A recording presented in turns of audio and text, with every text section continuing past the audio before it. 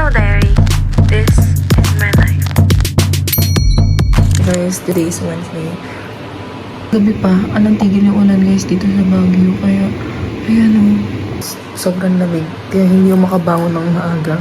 Inisip ko kung maglalaba pa ako sa ganyang ulan. Feel ko isang linggo silang nakasampay doon. Kasi matagal na to. So,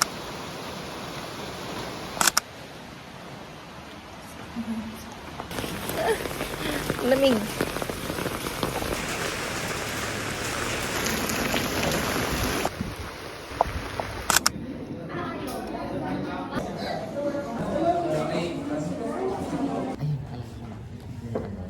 Yung kapag gusto mo i-compute yung amount. I hate math.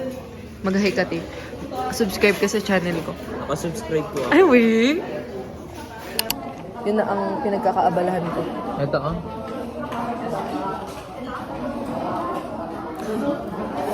Airdrop.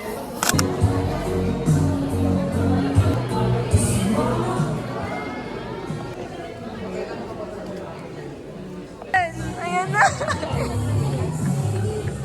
Wala pa.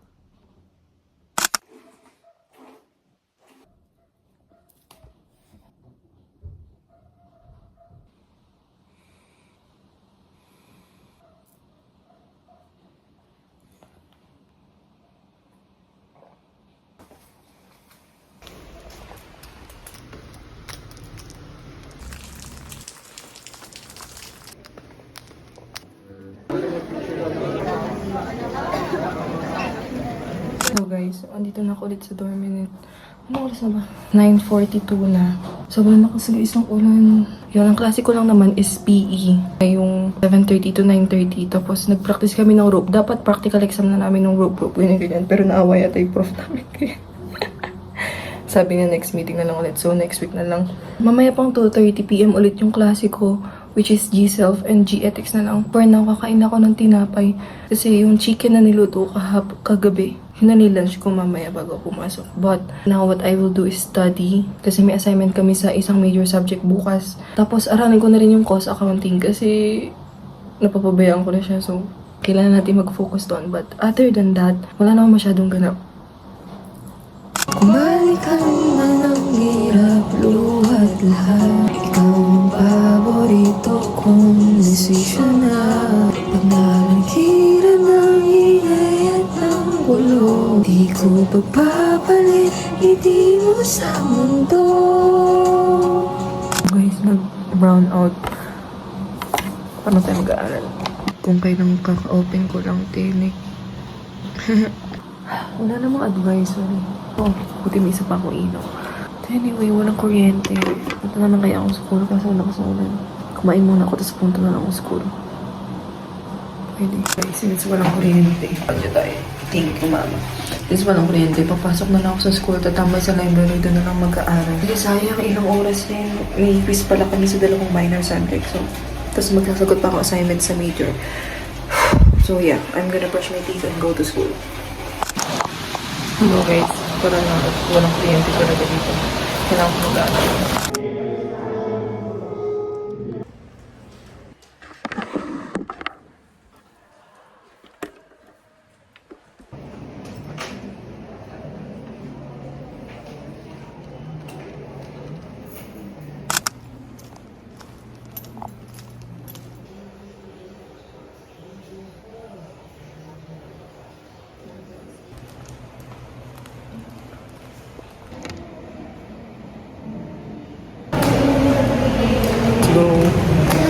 guys, sa 8th floor ako. Elevator na sa 4th na. Class room ko ay 4th floor.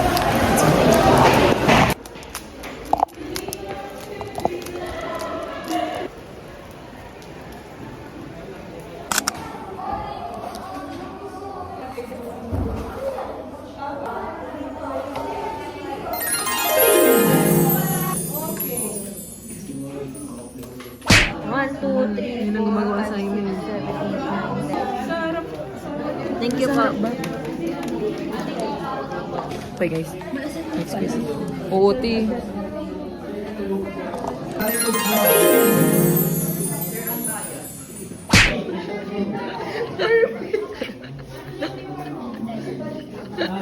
Tama na, titira na mag-share mo na. Nasasabog na ako.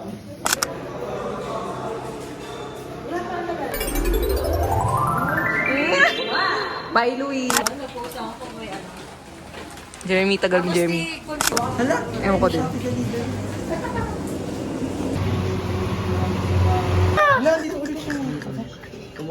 Si Jelly, walang payong. Ito yung wire doon.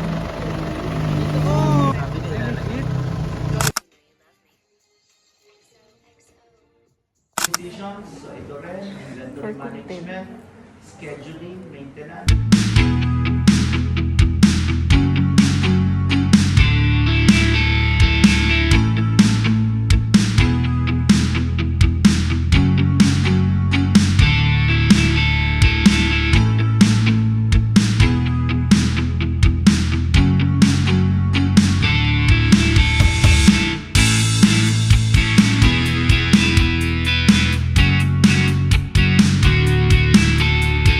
Yan na naman ang kasama natin.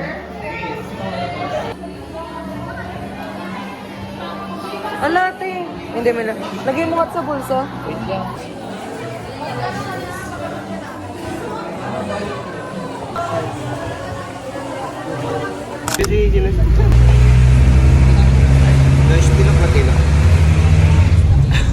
Nagulo. Enjoy mga High-tech.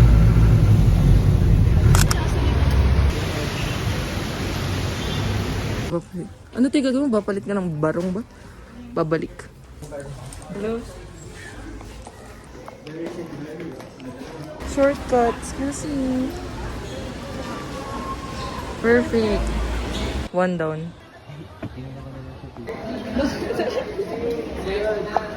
Teka lang. Ayan. Guys, mag-iibas na tayo. Kasi late na.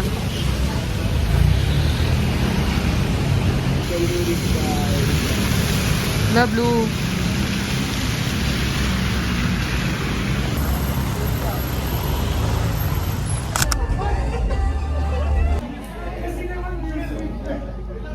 May music daw?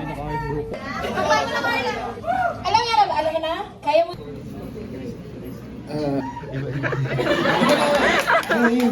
Maybe this time love won't have. Nandito kami sa James Wright, bumili ng tinapay kasi nagugutom ako.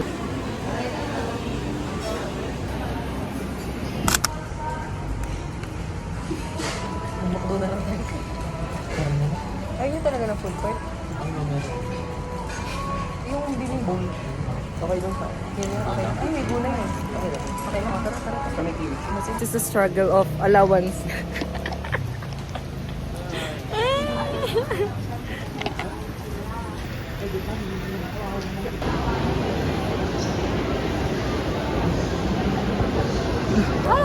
Hala, what if chicken pox, gaga? Hello. Hindi, tagyawat lang yan.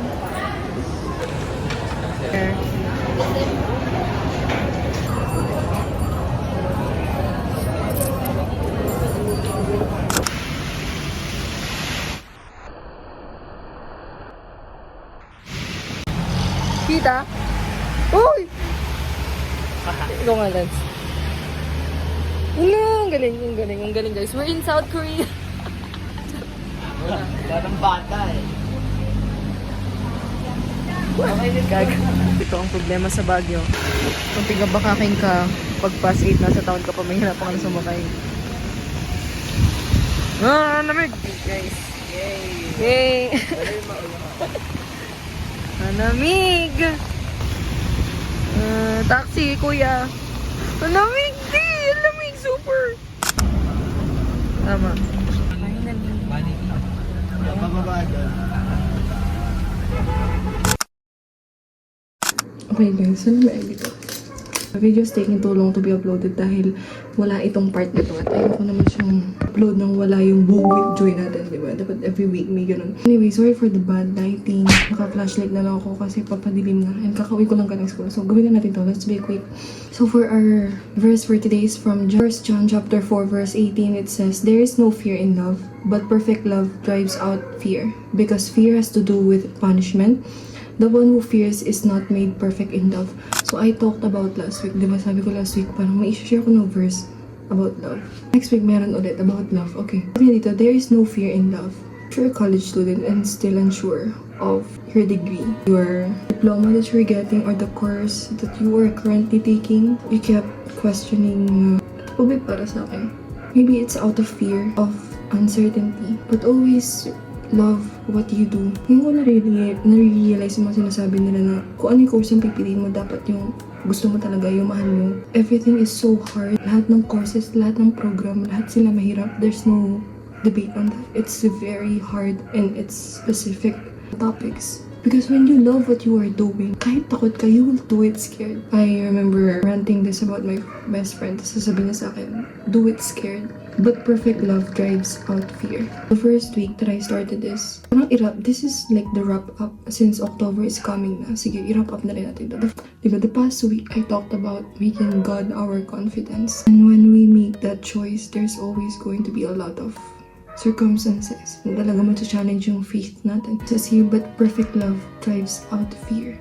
If God is our confidence, it drives out fear, I tell you. If you change your perspective into a grateful day, everything works out well, I tell you. You will always see that it always works out for the betterment of you, or for the betterment of your purpose here on earth. The one who fears is not made with perfect love. And it's just telling also no, it's normal to fear things, but there's this constant fear with love. When we choose to walk our faith with God, it is a constant battle. Kasi there's always going to be this fear in our hearts. But I tell you, there is no fear in love.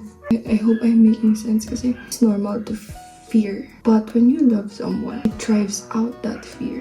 And I want us to experience that type of love with God. To wrap up the September bow with joy and making God your confidence. Even if there's fear, you wouldn't stop loving God. You wouldn't stop loving people. If you're a person na ang dami mong trust issues kasi the world is constantly failing you, maybe not just trust them, love them. I'm not saying when you love them, give it your all. Kasi when you love someone or a person, you will always see the beauty, but not too much to be blinded by it. We fear certain things since we know there are consequences. Your walk in your faith, there will always be consequences. But always remember, there is no fear in love. It's normal to fear things. It's normal to fear feeling, disappointment. But I hope and I pray that when you love, there is no fear. Because that's how God loves us. So yun lang naman. If you enjoy watching this video, see you next week, guys. Katatapos na lang ng prelim exams namin. Actually, may exam pa ako bukas, pero minors na lang kasi. So,